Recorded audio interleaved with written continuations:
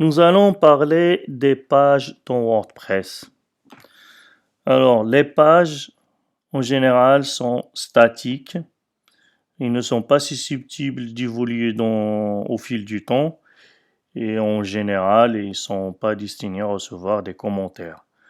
Donc, pour aller voir déjà les pages, déjà, on va voir, on a dit, et on va les voir dans Réglages, les, euh, les WordPress par défaut met les derniers articles par défaut sur la page d'accueil. Il est réglé comme ça. Nous, on l'a déjà réglé sur une page sur une page statique. On va aller voir dans Réglages. On l'a réglé sur personnalisé, mais le réglage, il va être, c'est pareil. On peut le régler par là aussi. Réglage lecture. Et là, on voit bien qu'on l'a réglé sur une page statique et comme on n'a qu'une seule page publiée, c'est la page d'exemple. C'est pour ça avant on avait les articles, là on a cette page-là, page d'accueil. Donc on retourne sur les pages, on va cliquer sur les pages. Euh, on a par défaut, on a deux pages. Il y a une page d'exemple et la page politique de confidentialité. Ça, c'est depuis quelque temps. La RGPD demande un lien vers la page de politique de confidentialité soit mis sur les sites. Donc, WordPress, il a mis une page par défaut qu'on peut utiliser. On peut générer la page politique ailleurs il suffit de mettre page générer page politique de confidentialité pour avoir un générateur de cette page. Sinon, c'est là. WordPress nous propose celle-là, on peut aller la voir. Voilà, on peut la modifier, donc voilà. Il a mis, comme j'ai dit, là, il a mis en corbeille qu'une seule page publiée.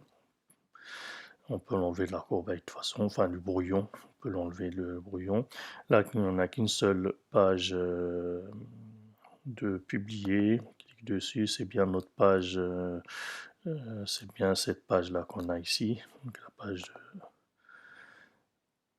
on retourne sur nos pages. On voit ici aussi, on a combien de pages. En tout, on a deux pages. Une publiée, on n'a qu'une seule, c'est la page d'exemple. Et la page une ici, c'est la page de brouillon.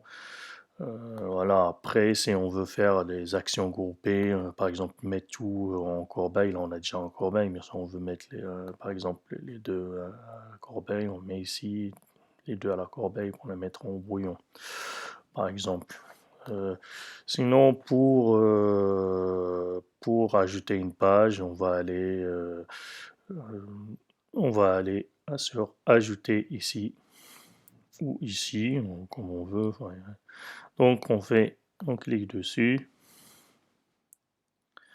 Là, on se retrouve sur un éditeur de texte. Cet éditeur de texte, il est assez récent, c'est depuis la version 5 on a ce éditeur de texte qui s'appelle Gutenberg et qui fonctionne par bloc. C'est pour ça d'ailleurs sur la partie droite qu'on a ici bloc, on n'a pas encore les blocs, enfin à chaque fois qu'on crée un paragraphe ou rajouter une image, ça sera un bloc. Là, on va parler déjà de la partie droite. Là, état de visibilité. euh, Là, on a public. En général, à plus de 99%, ça sera public. Mais on a une visibilité privée si on veut uniquement cocher ça, si on veut uniquement que les administrateurs et les éditeurs qui voient ça. Sinon, protégé par un mot de passe, on sélectionne ici. Une fois qu'on a créé notre page, quand on va dessus, on va voir accès directement, rentrer un mot de passe. Il faut rentrer ce mot de passe pour accéder à cette page, mais pour un site normal, un site, je sais pas, 80, plus de 99%, on n'a pas besoin de ça. Laisse public. Publier, on va voir immédiatement. On va voir qu'on peut cliquer dessus, on peut mettre une date antérieure, mais aussi on peut mettre une date après, publier ça le lendemain à 18h00. Mais pour les passes, c'est pas très important. Une fois par exemple, si on a notre page contact qui est publiée, on ne va même pas voir la date et on s'en fout de la date. Pour les passes, c'est pas très intéressant. On verra ça plus pour les articles. On attend de relecture, bon, ça si on veut pas que ce soit publié tout de suite. Bon. Le slug du RL, c'est ce qu'on a ici. Si on a ici tout le lien, on va voir ici accueil normalement, parce que si on ne l'a pas mis en page d'accueil, c'est là on l'a appelé accueil, mais l'a pas mis, c'est la page d'exemple qui est en accueil. Mais là, ça a mis un chiffre par défaut. Voilà, c'est ça. Si on clique dessus, on va voir notre page, mais on n'a rien dessus. Mais si on rentre le titre, ça va changer ici. Si je mets accueil, voilà, là c'est accueil, on voit qu'il n'y a pas, ça enlève les majuscules. Et si on laisse l'espace, je mets accueil, test, je laisse aussi un espace, je mets quelque chose avec un apostrophe, je sais pas, comme ça par exemple, on voit bien que ça enlève les majuscules, ça remplace l'espace par le tiret du 6, là, et ça enlève les guillemets, enfin ce que j'ai mis ici, voilà, et ça l'écrit ici, mais nous on a besoin juste de mettre, enfin, je vais enlever ça, accueil, cette page, on va l'appeler juste accueil. Voilà, on a appelé accueil. On a le lien ici, donc si on clique dessus, et c'est ce lien-là qui va être. Mise en page en avant, c'est une image qu'on va voir au départ, enfin, on appelait ça l'image à la une. Donc, sur les articles, je crois que c'est toujours comme ça. Enfin, donc si on peut sélectionner une image, on va aller. J'ai envie de mettre une image à la une, je mets celle-là. Je ne l'avais pas dit, mais c'est très très très très très important de mettre le texte alternatif. Qu'est-ce que c'est que le texte alternatif? Enfin, on met juste c'est quoi l'image? On fait ça représente quoi? C'est quoi l'image? Là, c'est mieux de mettre une légende, une description, le titre aussi, c'est important. Mais le plus important, c'est marqué, d'écrire le but de l'image. C'est quoi l'image? Ça représente, bon, pour moi, ça représente page de code. On va mettre juste code, moi. Mais c'est très important, le texte alternatif. C'est ce qu'on appelle en code, c'est la balise alt, comme alternative, balise alt. C'est très important pour les non-voyants, parce que si on n'a pas l'image, on a le texte, mais le non-voyant va lire le texte, il va pas voir l'image, mais il va vers le texte. Et même ceux, enfin les voyants, on va dire, ils vont voir si on n'a pas l'image disparaît, on met un temps à charger ou enfin l'image change. On va voir on va voir le texte à la place, au cas où.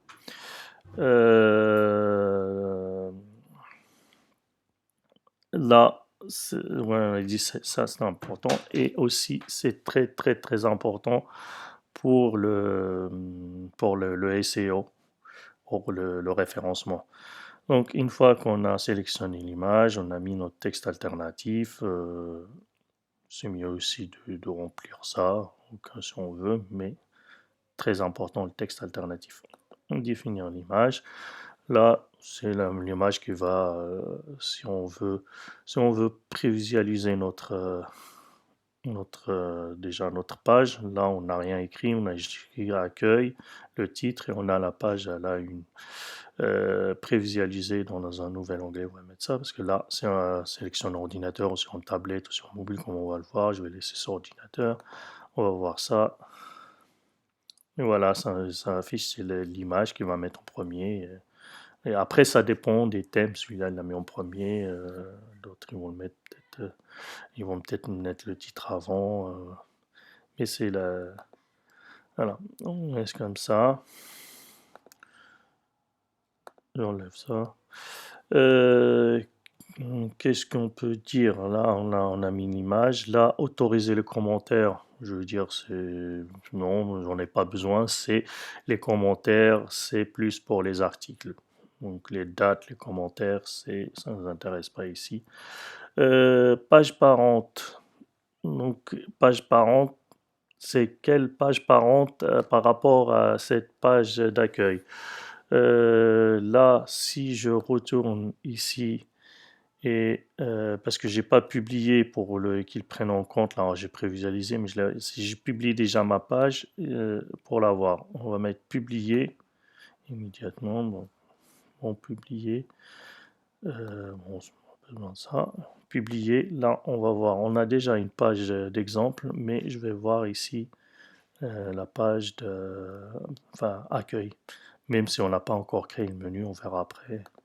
Là, il suffit que je charge ma page et là, j'ai la page d'accueil.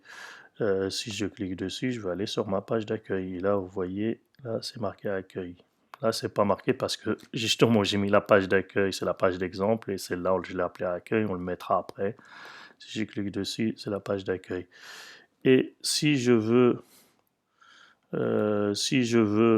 que, par exemple, là, je vais mettre, il y a la page parent, ça soit la page d'exemple, la page d'exemple qui est parent de cette page. Si je publie, ouais, je vais faire un test. Et là, regardez là ici, là, qu'est-ce qui va se passer? Voilà, j'ai la page d'exemple et en bas, si je vais là, c'est la page d'accueil. C'est son enfant. Donc, mais bon, en général, sur un site normal, un petit site, on va pas mettre beaucoup de pages, enfin des pages enfants. On va voir qu'on peut régler ça aussi dans les menus. On peut régler le menu comme ça aussi. On va le remettre comme c'était. On a en général mes pages normales.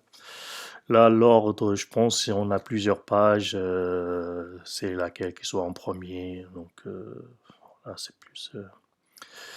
Euh, Là, c'est les réglages. Là, on a les réglages du thème. C'est là en bas, ce qu'on a, c'est le réglage du thème Astra, parce que le réglage Astra. Mais avant de faire ces réglages-là, avant de parler de ces réglages-là, peut-être qu'on va peut-être aller faire bah, écrire quelque chose, rajouter des choses, par exemple. Là, pour rajouter des choses, là, on a vu qu'on peut prévisualiser une autre page. La basculer en brouillon, on attend de la publier, on peut la mettre en brouillon et revenir dessus plus tard.